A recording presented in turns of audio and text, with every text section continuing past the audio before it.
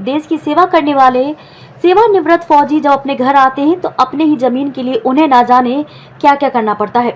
ताजा मामला मधुबनी जिला के गोगरडेहा अंचल का है, जहां अपने जमीन की मापी के लिए वहां के अंचलाधिकारी पूनम मिश्रा के पास आवेदन दिया जाता है और जमीन मापी के नाम पर अंचलाधिकारी पूनम मिश्रा सेवानिवृत्त फौजी सूबेदार मेजर विनय कुमार झा से 30,000 रुपए की मांग करती हैं। बाद में सूबेदार साहब काफी मिन्नतें करते हैं और उसके बाद 20,000 पर बात होती है।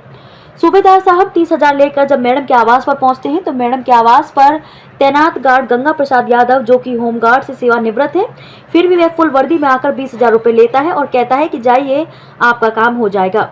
इधर मैडम से सूबेदार साहब फोन के जरिए बात करते हैं और कहते हैं कि मैडम हमने पैसा दे दिया है, हमारा काम कर दीजिए। पर विडंबना ये है कि हमारे देश के सरहदों पर हमारे देश की जमीन की हिफाजत करने वाले एक सेवानिवृत्त फौजी को अपनी ही जमीन के लिए पैसा देना पड़ता है, जिसे वे अपने कैमरे में किसी तरह कैद कर लेते हैं। इस पूरे मामले को लेकर सूबेदार विनय झा मधुबनी के डीएम, एसपी, डीएसपी को पत्र के माध्यम से अवगत कराया।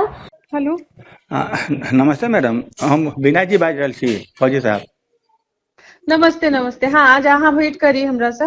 जी, तो हम छी आबि गेल छी, हम ऑफिसे में ठाढ़ छी, ऑफिसे लग ठाढ़ छी, हम आबि गेल छी। थोड़ा देर समय दियो ना। ठीक छै, प्लीज प्लीज प्लीज, नहीं ठीक छै, ठीक छै, हम इंतजार करै छी, कोनो बात नहीं, ठीक छै। हेलो, नमस्ते मैडम, विनय जी बाजि रहल छी। हाँ हाँ, कहू ना। ई तऽ गार्ड साहब कहलखिन 20, और दिन अपने से गप भेल 10 के, तऽ हम 10 अपने बास आने छलियै, 5 थाना के बास आने छै, तखन तक संग में 15,000 छै। अच्छा, जे छै करू ना। ठीक। हाँ ठीक छै, हम दऽ दै छियै, 15 दऽ दै छियै, हम्म, फिर बाद में हम देख लेबै, कोनो बात नहीं। ठीक छै, नमस्ते। वहीं पूरा वीडियो भी व्हाट्सएप के जरिए इन अधिकारियों को भेजा गया, पर परिणाम कुछ नहीं आया, जिसके बाद फौजी विनय झा पटना आकर इस पूरे मामले को राजस्व मंत्री, प्रधान सचिव राजस्व विभाग, मुख्य सचिव को पत्र के माध्यम से इस पूरे मामले से अवगत करवाते हैं। आइए सुनते हैं सेवानिवृत्त फौजी मेजर सूबेदार विनय झा इस पूरे मामले पर क्या कहते हैं। मैं विनय कुमार झा, सूबेदार मेजर से रिटायर हूँ आर्मी से। मैं अपने ज़मीन के माफी के लिए सीओ मैडम के पास में गया था। वहाँ पर मैडम जो है कुछ दिन तक तो ऐसे घुमाती रही। कहाँ की सीओ मैम? ये मधुबनी जिला के गोगरडेहा अंचल के सीओ मैडम पूनम मिश्रा।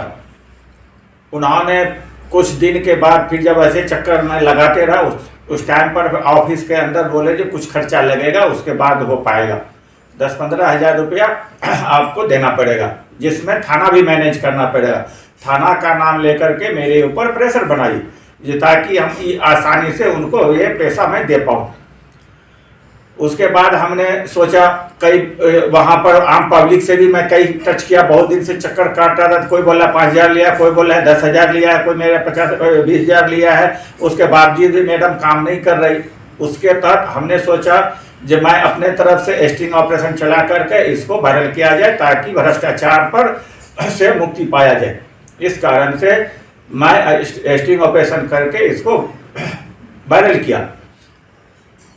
क्या कुछ है आपके स्टिंग ऑपरेशन में और क्या कुछ पूरी घटना? मेरे स्टिंग ऑपरेशन में एक वीडियो, जो कि अपना गार्ड है वो रिटायर हो रखा है, वो उसको वर्दी पहना करके सिर्फ सीओ मैडम जो है पूनम मिश्रा जो है पैसा वसूलने के लिए वहां रखा है। जब फिर उसके बाद दूसरे दिन जब मैं वहां गया पैसा लेकर के, तो सीओ मैडम बोली घर पे आ जाओ। 11 के लगभग टाइम हो रहा था। उस टाइम में जब घर पर गया तो बोला जो नहीं 10-15 से नहीं होगा, आपको 20,000 देना पड़ेगा।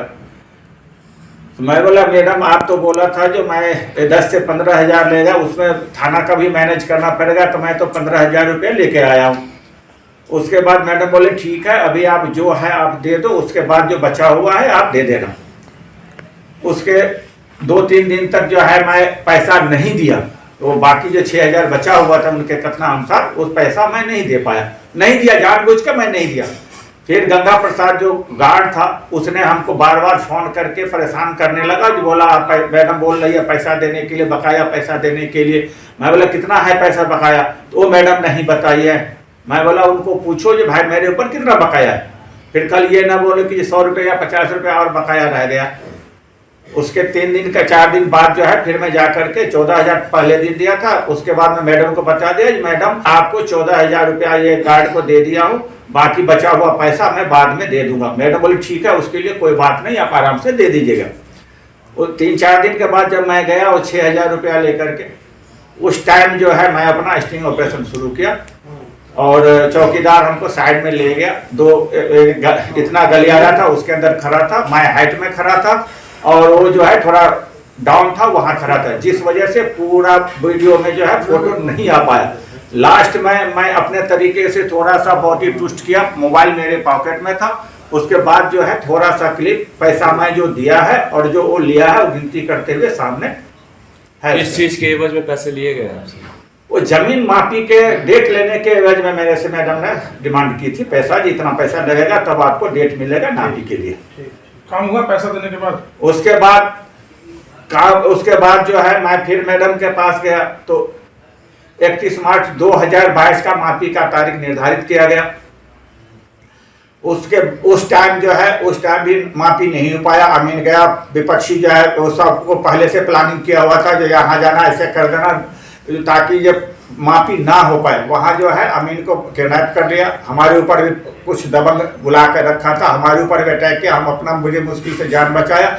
आधे घंटे बाद जो है मैं अमीन साहब का भी जान बचा कर वहाँ से भगाया ऑफिस की तरफ, फिर अमीन साहब चला गया। यह पूरी घटना कहाँ की है? ये पूरी घटना जो है घोगड़िया अंचल के घोगड़िया गांव के अंदर है। तो आखिरकार आपको पटना आकर प्रेस कॉन्फ्रेंस करना पड़ा, क्या कुछ मजबूरी है?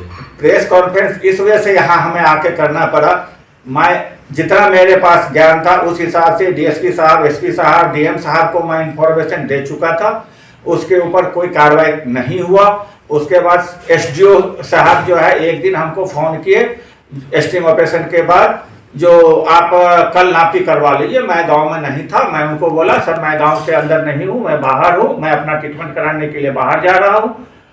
तो उसके बाद बोला नहीं कल नापी होगा ही और नापी करा के रहूंगा। मैं साहब आप अधिकारी हो, आपके पास पावर है, आप करवा सकते हो, मैं तो प्रेजेंट हूँ नहीं।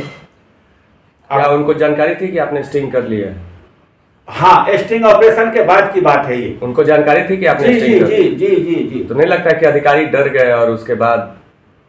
अब अधिकारी डर गए नहीं डरे वो मुझे पता नहीं, वो किस कारण से करा है, क्या रीजन है, वो जाने, उनका काम जाने। मतलब स्टिंग ऑपरेशन की जानकारी होने के बाद अधिकारियों ने कहा कि आप जल्दी से जल्दी अपना काम करवाओ। हाँ, कल सोमवार को फोन किया, बोला कल ये है आप मापी करवा लो। हम बोले हमारे पास में हम बाहर गांव में है नहीं, अब हम अभी नापी कल नहीं करा सकते।